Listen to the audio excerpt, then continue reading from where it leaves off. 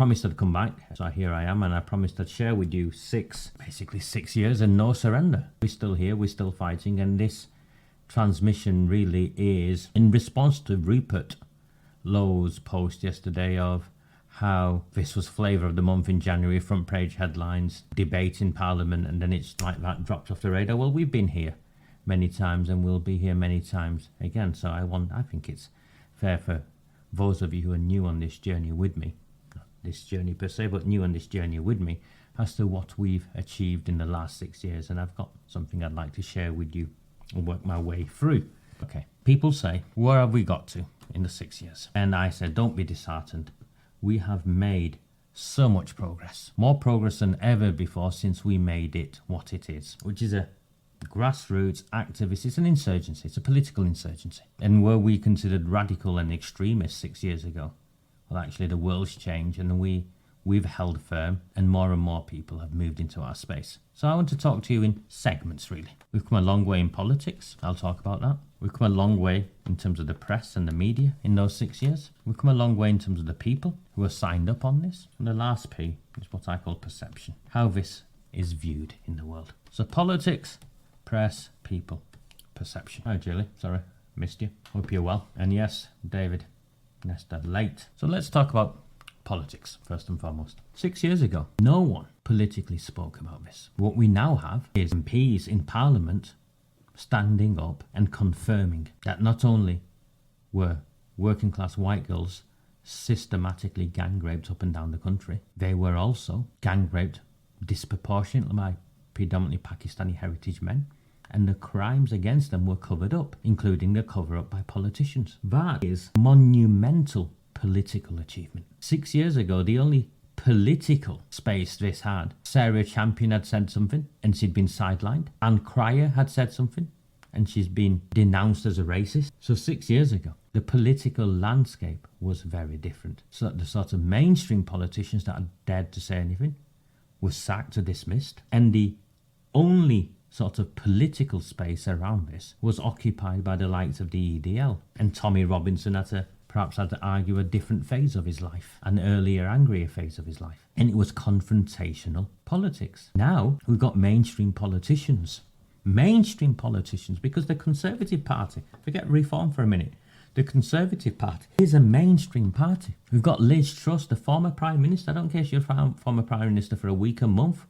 She's the former Prime Minister. And I shared the video yesterday, making specific reference to not just what happened, but the political nature of the cover-up. That is transformational. And the fight to get this far, you have no idea, some of you. It didn't happen by accident. And I don't buy this. And I'll get to that. When I talk about perception. But do remind me, Andy, I'll get to that. So we've now got mainstream MPs talking about this, championing it, never before seen. We've also got a mainstream political party. It's the only party, I've looked at it, and I didn't vote for them. I stood against them. But Reform have got 5 MPs, and it was in their manifesto pledge. The public inquiry, the national inquiry, is in their manifesto pledge. So you've got a mainstream political party that stood on this platform. Never before, because it made it important. So the political optics of this has changed. And I genuinely do believe there are Conservative MPs in Parliament, and also definitely the Reform MPs in Parliament, who will fight for you and dismiss being branded as racist or far right, because the politics of this has changed. Now I want to talk about the press. 6 years ago, I think the best we'd got was a guy called Andrew Norfolk at the Times, who wrote about Rotherham, who wrote about Rochdale, and that was it. It was contained. No one else really spoke about it, to the point where when Tommy Robinson got himself in trouble, or one of the many times he got himself in trouble, 6 years ago, the mainstream media did its best not to report on these things. It's why Mr. Robinson got himself in trouble at one point. I don't think he understood exactly what he was doing in his actions in potentially undermining a trial or a criminal case, but the perception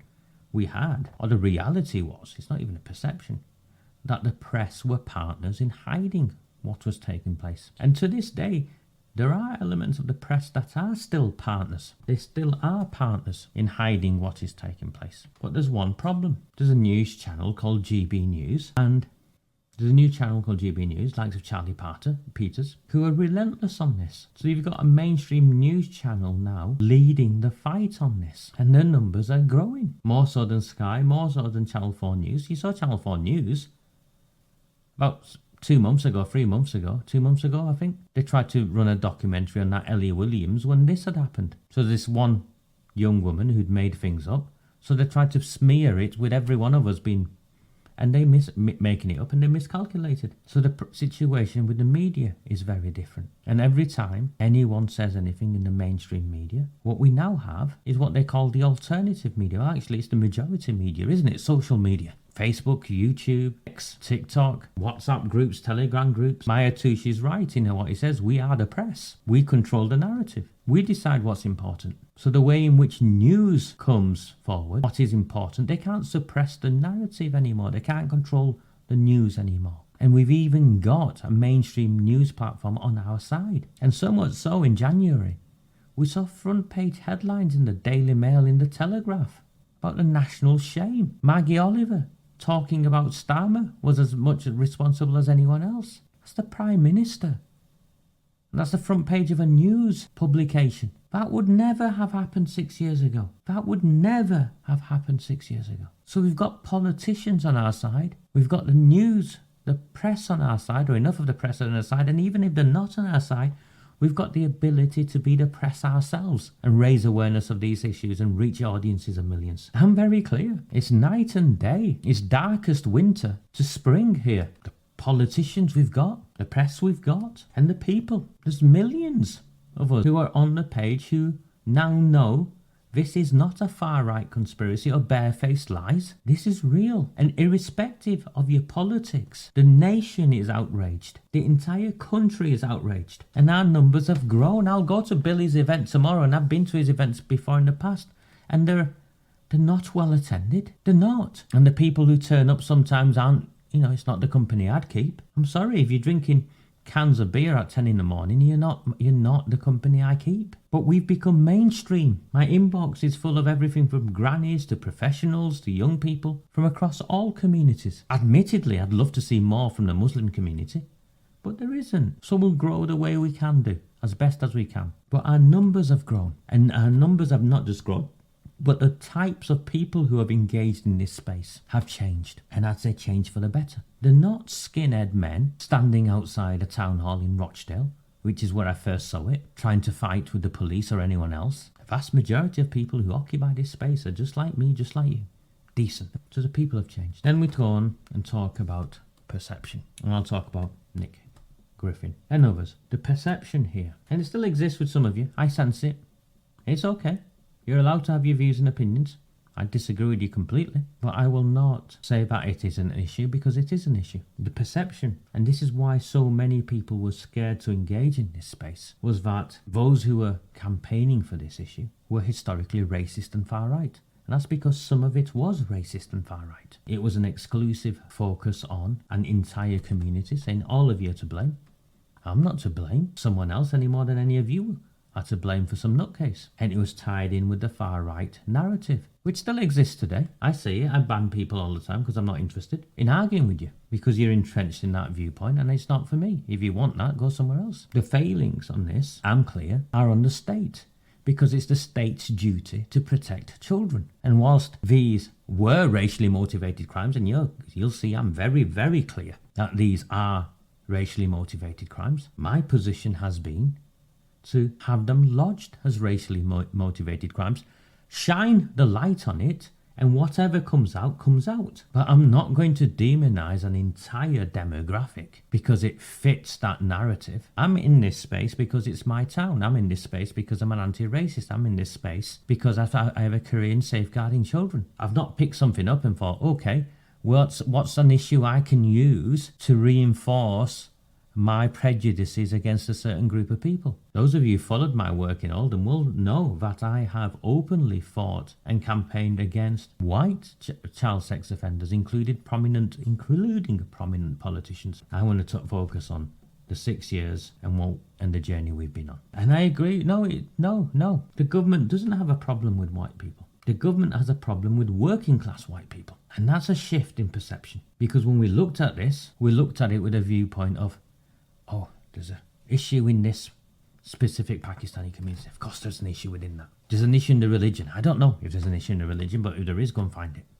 I'm happy for it to be looked at. But what there was an issue in that was avoided was the contempt in which white working class girls were held. There's also a perception that shifted, but this was to do with maintaining community relations. We now know this had nothing to do with maintaining community relations. This had everything to do with maintaining the power base and the existing status quo that allowed certain people to remain in the powerful positions they are. The entire perception of how the grooming gangs are viewed in this country has changed. We're not the racists. We now know these are racially motivated crimes. Massive difference. We were racist for raising this before, and now we know these are racially motivated crimes. The perception just on that is night and day.